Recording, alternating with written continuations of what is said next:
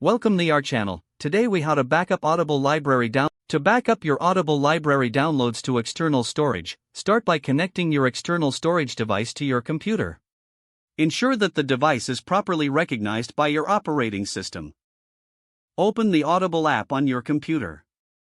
Log in with your Audible account credentials if prompted. Navigate to the library section of the Audible app.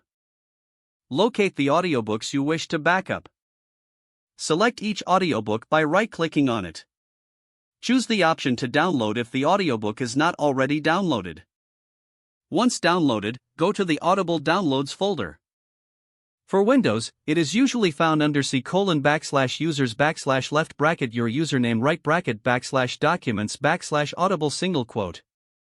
For Mac users, it can be located in users/ your username /library applications support /audible.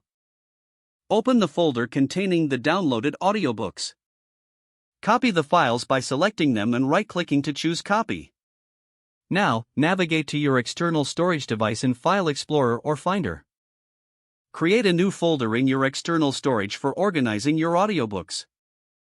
Right-click in the new folder and select Paste to transfer the files.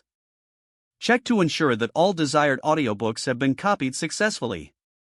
Safely eject your external storage device once the transfer is complete. You have now successfully backed up your Audible library downloads to external storage. If the page does not load, refresh the browser or try again in a private or incognito window. Make sure you are using the correct email address, then retype it carefully to avoid small typos. If your password is not accepted, use the reset option and create a new strong password you can remember. Check your spam folder for verification or security emails, then complete any requested confirmation steps. Enable two-factor authentication if available to improve account security and reduce unauthorized access risk. After signing in, review your profile details so your contact information and settings are accurate and current.